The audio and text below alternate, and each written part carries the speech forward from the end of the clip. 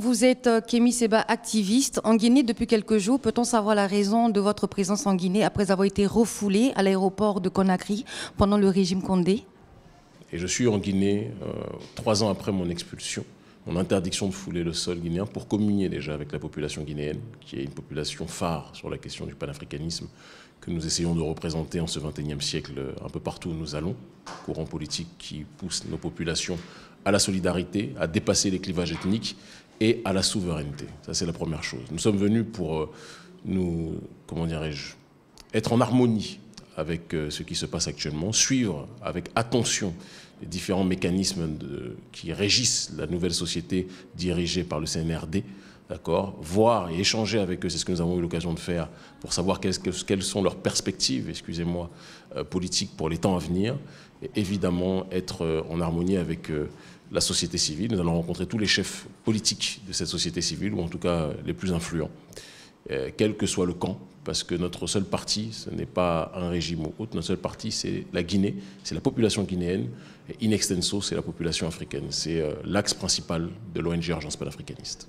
Alors, vous êtes porteur de quel message à l'endroit du colonel Doumbouya, président de la transition? Nous lui avons dit clairement et simplement que nous voulions savoir exactement quelle était son orientation politique, où voulait-il aller, quel était son regard sur les questions de souveraineté, sur les questions du néocolonialisme, sur les questions du droit pour nos populations à profiter de leurs propres ressources.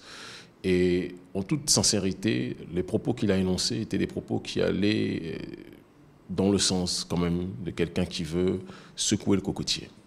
Maintenant, il est évident qu'on juge quelqu'un non pas sur des paroles, mais sur des actes. Et donc, nous sommes sortis en étant ravis de cette rencontre, mais on ne signe pas de chèque en blanc. On a dit qu'on sera avec lui s'il tient ses engagements, et nous ne serons pas avec lui s'il ne les tient pas, évidemment. Donc c'est pour ça que quand le Torchon Jeune Afrique, et il faudra diffuser ça, a fait un titre avant rendez-vous en disant « Nous venons en soutien du régime », j'ai souri, parce que ces gens-là ont voulu parasiter la visite en faisant croire que nous venions dans un cadre de soutien sans nuance.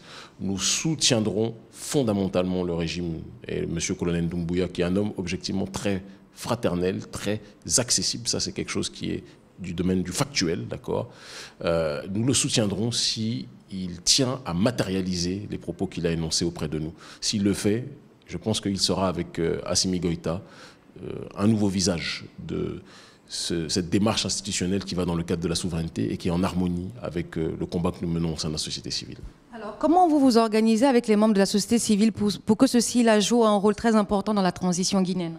Justement, nous allons à la rencontre de ces derniers parce qu'il est important que dans cette transition, ce soit justement ces figures, ces visages, non pas les caciques habituels que nous avons l'habitude de voir en politique, même s'il faut qu'il y en ait, parce que dans le domaine de l'administration de la cité, il est très important qu'il y ait des gens qui connaissent cette cité. Quand on dit Politéia, participation à la vie de la cité, que ces gens-là connaissent la cité et puissent la réguler de la façon qu'il faut.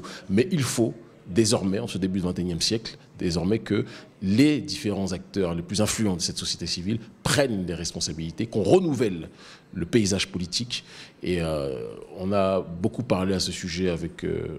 Doumbouya. Je pense qu'il y aura une synthèse de tout, aussi bien des technocrates que des gens de la société civile qui ont fait leurs preuves durant ces dernières années dans le combat de résistance et de lutte contre la corruption. Et nous, notre rôle, c'est en tant que, quelque part, vigile de la société, observer, bien plus que ne le font les prétendus observateurs de l'ONU ou de l'Union africaine qui ne font qu'observer ce qui va dans le sens des intérêts des forces exogènes. Nous voulons surveiller les choses, les événements pour que ça aille dans le sens de l'intérêt de la population. En tout cas, nous sommes près de la population guinéenne, nous sommes à ses côtés. Nous allons voir un peu tout le monde, Ousmane Kaba, nous allons voir Cellou Dalein Diallo, d'accord, nous verrons Siaka Bari, nous verrons d'autres encore, nous verrons les gens qui ont participé justement au respect de la Constitution, parce que nous pensons que c'est important qu'il y ait toutes ces tendances-là qui soient consultées. Et on a commencé à en voir certains déjà, et on fera une conclusion à ce sujet en fin de séjour. Alors, merci d'avoir répondu à nos questions. C'est moi qui vous remercie, très chère sœur.